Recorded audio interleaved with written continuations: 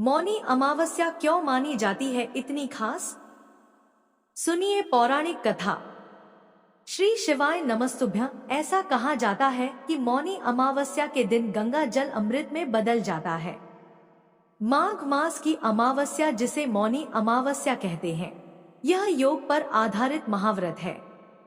मान्यताओं के अनुसार इस दिन पवित्र संगम में देवताओं का निवास होता है, इसलिए इस दिन गंगा स्नान का विशेष महत्व है।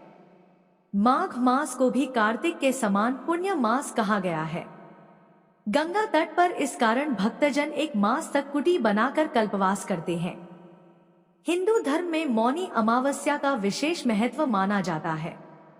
यह मुख्य रूप से माघ माह के कृष्ण पक्ष की अमावस्या को मनाया जाता है। मौनी अमावस्या को लेकर यह मान्यता है कि इस दिन मनु ऋषि का जन्म हुआ था। साथ ही यह भी माना जाता है कि इस दिन गंगा के जल में देवी देवताओं का वास होता है। इसलिए मौनी अमावस्या को गंगाजल में स्नान करना बहुत ही शुभ माना जाता है। इसमें भी मौनी अमावस्या बहुत ही पावन मानी गई है। मौनी अमावस्या पर स्नान और दान किया जाता है। मौनी अमावस्या पर मौन व्रत भी रखा जाता है। इस दिन साधु संत और अन्य लोग मौन व्रत भी रखते हैं। मौनी अमावस्या के दिन लोग मौन रहकर पूरा दिन बिताते हैं। शास्त्रों के अनुसार चंद्रमा को मन का देवता माना गया है और अमावस्या के समय चंद्रमा के दर्शन नहीं होते, जिसके चलते मनुष्य के मन की स्थिति बिगड़ने लगती है। इसलिए मौनी अमावस्या के दिन चुप रहकर यानी मौन धारण कर मन की स्थिति को संभालने की कोशिश की जाती है और मन में ईश्वर का जाप करके दान का पुण्य प्राप्त किया जाता है। मौनी अमावस्या पर पितरों के लिए अनुष्ठान किया जाता है। जिन लोगों को अपने पितरों की मृत्यु की तिथि की जानकारी नहीं है, वे इस दिन अपने पितरों का पिंडदान कर सकते हैं। मौनी अमावस्या पर पितरों के पिंडदान और तर्पण से उन्हें मुक्ति मिल जाती है।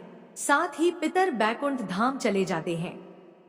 इस साल मौनी अमावस्या 29 जनवरी को है।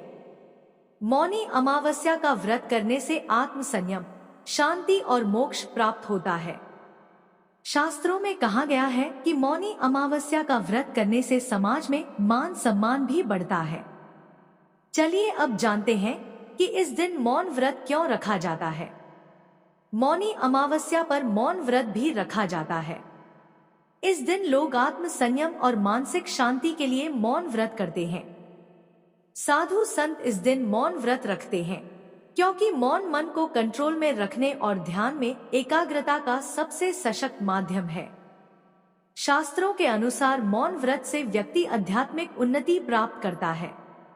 इस साल की मौनी अमावस्या बहुत ही विशेष है। भगवान सूर्य इस समय मकर राशि में गोचर कर रहे हैं। वहीं 29 तारीख को चंद्रमा भी मकर राशि में गोचर करेंगे। गुरु पंचम भाव में विराजमान है। ऐसे में एक उत्तम स्थिति बन रही है। इस दिन सिद्धि योग का भी निर्माण हो रहा है। महाकुंभ में इस दिन अमृत स्नान किया जाएगा। इस वजह से इस साल की मौनी अमावस्या बहुत विशेष रहेगी। इस दिन अगर आप व्रत रख रहे हैं तो प्रातः उठकर सबसे पहले स्नान करें और फिर भगवान विष्णु और भगवान शिव की पूजा करें। साथ ही मौनी अमावस्या की व्रत कथा सुनें। पौराणिक कथाओं के अनुसार मौनी अमावस्या के दिन मनु ऋषि का जन्म हुआ था। इस दिन मौन व्रत कर विधिवत श्री हरि भगवान विष्णु की पूजा अर्चना करने से मुनि पद की प्राप्ति होती है। सनातन धर्म में अमावस्या तिथि का विशेष महत्व है। जब सूर्य और चंद्रमा के बीच का अंतर शून्य हो जाता है तो अमावस्या तिथि का योग बनता है। धार्मिक मान्यताओं के अनुसार अमावस्या की तिथि भगवान विष्णु को अत्यंत प्रिय है। मौनी अमावस्या पर मौन धारण कर स्नान करने का विधान है। इस दिन पीपल के पेड़ एवं भगवान विष्णु की विधिवत पूजा भी काफी महत्वपूर्ण मानी जाती है। स्कंद पुराण में वर्णित एक कथा के अनुसार बिना व्रत कथा पाठ किए किसी भी व्रत को पूर्ण नहीं माना जाता। अगर आप मौनी अमावस्या के दिन व्रत रख रहे हैं तो इस व्रत कथा को जरूर सुनें। मौनी अमावस्या की व्रत कथा। आइए जानते हैं असंभव को भी संभव करने वाली मौनी अमावस्या व्रत की चमत्कारी कथा। इस मंगलकारी अद्भुत कथा का आनंद उठाएं और अंत तक हमारे साथ बने रहें। पौराणिक कथाओं के अनुसार कांचीपुरम नगर में देव स्वामी नामक एक ब्राह्मण रहता था। उसकी पत्नी का नाम धनवती और पुत्री का नाम गुणवती था। उसके 7 पुत्र थे। देव स्वामी ने 7 पुत्रों का विवाह करने के पश्चात अपनी पुत्री के विवाह के लिए योग्य वर की तलाशी हेतु अपने बड़े लड़के को बाहर देश भेजा दिया। इधर देव स्वामी ने अपनी पुत्री गुणवती की कुंडली एक ज्योतिषी को दिखाई। ज्योतिषी ने गुणवती की कुंडली देखकर कहा कि सप्तपदी होते होते ही यह कन्या विधवा हो जाएगी। यह बात सुनकर देव स्वामी अत्यंत दुखी हुए और ज्योतिषी से इस योग के निवारण का उपाय पूछने लगे। ज्योतिषी ने उपाय बताया कि इस योग का निवारण सिंहल द्वीप वासिनी सोमा नामक धोबिन को घर बुलाकर उसकी पूजा करने से ही संभव होगा। यह सुनकर देव स्वामी ने अपने सबसे छोटे लड़के के साथ अपनी पुत्री को सोमा धोबिन को घर लाने के उद्देश्य से सिंहल द्वीप जाने के लिए रवाना किया। वे दोनों समुद्र के तट पर पहुंचकर समुद्र पार करने का उपाय सोचने लगे, लेकिन उन्हें कोई उपाय नहीं सूझ रहा था। थक हार कर दोनों भाई बहन भूखे प्यासे एक वटवृक्ष की छाया में उदास होकर बैठे गए। उस वृक्ष के तने की एक खो में गिद्ध के बच्चे रहते थे। वे दिन भर इन दोनों को परेशान होते हुए देख रहे थे। शाम को बच्चों की मां उनके लिए कुछ आहार लेकर आई और उन्हें खिलाने लगी, लेकिन गिद्ध के बच्चों ने कुछ नहीं खाया और अपनी मां से कहने लगे, इस वृक्ष के नीचे आज सुबह से ही 2 भूखे प्यासे प्राणी बैठे हैं। जब तक वे नहीं खाएंगे हम लोग भी नहीं खाएंगे। बच्चों की बात सुनकर उनकी मां गिद्धनी को दया आई। उसने दोनों प्राणियों को देखा और उनके पास जाकर कहा, आपकी इच्छा मैंने जान ली है। आप लोग भोजन करें, कल प्रातः मैं आप लोगों को समुद्र पार सोमा के घर पहुंचा दूंगी। गिद्धनी की बात सुनकर उन दोनों भाई बहन की चिंता कम हुई। दोनों को अत्यंत प्रसन्नता हुई। उन्होंने गिद्धनी को प्रणाम कर भोजन किया। प्रातः होते होते गिद्धनी ने उन्हें सोमा के घर पहुंचा दिया। वे दोनों पास के ही जंगल में झोपड़ी बनाकर रहने लगे। उन्होंने अपनी सेवा से सोमा को प्रसन्न करने का निश्चय किया। वे प्रतिदिन सुबह अंधेरे में उठकर सोमा का घर झाड़ कर लीप देते थे।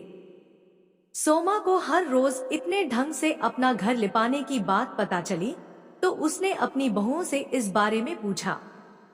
उसकी बहुओं ने बताया कि हम लोगों के अलावा और कौन यह काम करने हमारे घर में आएगा, परंतु सोमा को बहू की इस बात पर विश्वास नहीं हुआ और उसने एक दिन सारी रात जागकर घर की सफाई का सारा रहस्य जान लिया। यह जानकर उसे बड़ा दुख हुआ कि उसके घर की सफाई एक ब्राह्मण कन्या और उसका भाई करता है। उनसे इस तरह सेवा करने का कारण पूछने पर भाई ने सोमा को सारी बात बताई, जिसे सुनकर सोमा ने कहा, आज से तुम लोग यह काम करना छोड़ दो। मैं तुम लोगों की साधना और सेवा से प्रसन्न और विवश हूँ। अब तुम बिना तुम्हारी मदद किए मुझे विश्राम नहीं मिल सकता। सोमा उनके आग्रह पर दोनों के साथ घर जाने को तैयार हो गई। प्रस्थान करते समय उसने अपनी बहुओं से कहा कि यदि मेरी अनुपस्थिति में किसी की मृत्यु हो जाए तो उसके शरीर को नष्ट न करना। क्षण भर बाद दोनों अतिथियों के साथ वह कांचीपुरम पहुंची। गुणवती का विवाह संपन्न हुआ और सप्तपदी होते होते उसके पति की मृत्यु हो गई। सोमा ने अपने संचित पुण्य का फल गुणवती को दान कर उसके पति को जीवित कर दिया और उन्हें आशीर्वाद देकर वह सिंहल द्वीप के लिए रवाना हो गई। संचित पुण्य क्षीण होने से सोमा के पुत्र, दामाद और पति की घर में मृत्यु हो गई। यह जानकर नया पुण्य संचित करने के उद्देश्य से वह रास्ते में एक जगह रुकी। नदी के तीर पर स्थित एक पीपल के वृक्ष की छाया में भगवान विष्णु का पूजन किया और पीपल के वृक्ष की 108 परिक्रमा की। इतना करना था कि सोमा के पुत्र, दामाद और पति जीवित हो गए और उसका घर धन धान्य से भर गया।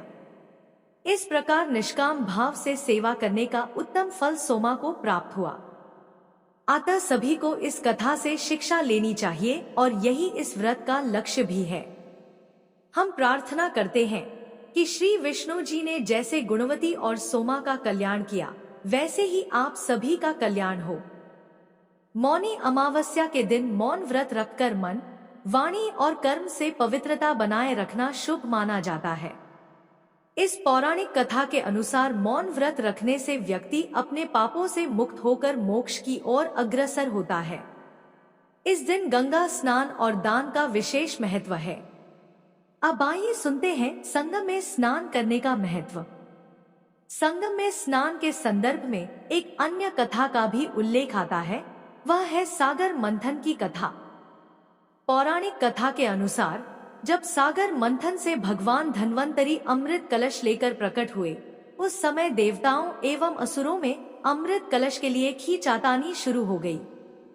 इससे अमृत की कुछ बूंदें छलक कर प्रयागराज, हरिद्वार, नासिक और उज्जैन में जा गिरी। यही कारण है कि यहाँ की नदियों में स्नान करने पर अमृत स्नान का पुण्य प्राप्त होता है। यह तिथि अगर सोमवार के दिन पड़ती है तब इसका महत्व कई गुना बढ़ जाता है। अगर सोमवार हो और साथ ही महाकुंभ लगा हो तब इसका महत्व अनंत गुना हो जाता है। शास्त्रों में कहा गया है कि सतयुग में जो पुण्य तप से मिलता है, द्वापर में हरि भक्ति से, त्रेता में ज्ञान से और कलयुग में दान से मिलता है, लेकिन माघ मास में संगम स्नान हर युग में अनंत पुण्य देता है। इस तिथि को पवित्र नदियों में स्नान के पश्चात अपने सामर्थ्य के अनुसार अन्न, वस्त्र, धन, भूमि तथा स्वर्ण जो भी आपकी इच्छा हो दान देना चाहिए। इस दिन तिल दान भी उत्तम कहा गया है। इस तिथि को मौनी अमावस्या के नाम से भी जाना जाता है, अर्थात मौनी अमावस्या। चूंकि इस व्रत में व्रत करने वाले को पूरे दिन मौन व्रत का पालन करना होता है, इसलिए यह योग पर आधारित व्रत कहलाता है। शास्त्रों में वर्णित भी है कि होठों से ईश्वर का जाप करने से जितना पुण्य मिलता है, उससे कई गुना अधिक पुण्य मन का फेर कर हरि का नाम लेने से मिलता है। इसी तिथि को संतों की भांति चुप रहना उत्तम है। अगर संभव नहीं हो तो अपने मुख से कोई भी कटु शब्द ना निकाले। इस तिथि को भगवान विष्णु और शिव जी दोनों की पूजा का विधान है।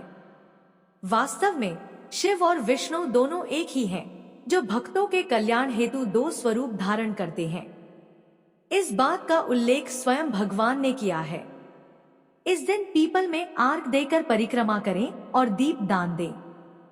इस दिन जिनके लिए व्रत करना संभव नहीं हो, वह मीठा भोजन करें। अब आइए सुनते हैं मौनी अमावस्या पर मौन व्रत का महत्व। इस दिन प्रातः स्नान करने के बाद भगवान विष्णु और भगवान शिव की पूजा करनी चाहिए। श्री हरि को पाने का सुगम मार्ग है माघ मास में सूर्योदय से पूर्व किया गया स्नान। इसमें भी मौनी अमावस्या को किया गया गंगा स्नान अद्भुत पुण्य प्रदान करता है। मौनी अमावस्या पर मौन रखकर व्रत किया जाता है। मान्यताओं के अनुसार इस दिन पवित्र संगम में देवताओं का निवास होता है, इसलिए इस दिन गंगा स्नान का विशेष महत्व है। इस मास को भी कार्तिक के समान पुण्य मास कहा गया है। गंगा तट पर इस कारण भक्त जन एक मास तक कुटी बनाकर गंगा सेवन करते हैं। मौनी अमावस्या पर मौन रखकर प्रयागराज त्रिवेणी संगम में डक्की अथवा काशी में दशाश्वमेध घाट पर गंगा स्नान का विशेष महत्व है। सनातन धर्म में विक्रम संवत के बाहर मासों में 3 माह यानी माघ, कार्तिक और वैशाख पुण्य संचय के लिहाज से महा माने गए हैं। इस दिन व्यक्ति विशेष को मौन व्रत रखने का भी विधान रहा है। इस व्रत का अर्थ है कि व्यक्ति को अपनी इंद्रियों को अपने वश में रखना चाहिए। धीरे धीरे अपनी वाणी को संयमित करके अपने वश में करना ही मौन व्रत है। कई लोग इस दिन से मौन व्रत रखने का प्रण करते हैं।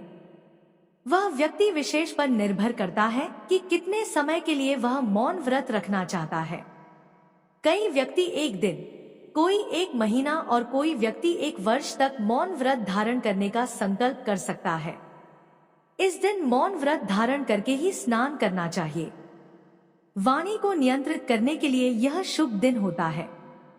मौनी अमावस्या को स्नान आदि करने के बाद मौन व्रत रखकर एकांत स्थल पर जाप आदि करना चाहिए। इससे चित्त की शुद्धि होती है और आत्मा का परमात्मा से मिलन होता है। मौनी अमावस्या के दिन व्यक्ति स्नान तथा जप आदि के बाद हवन, दान आदि कर सकता है।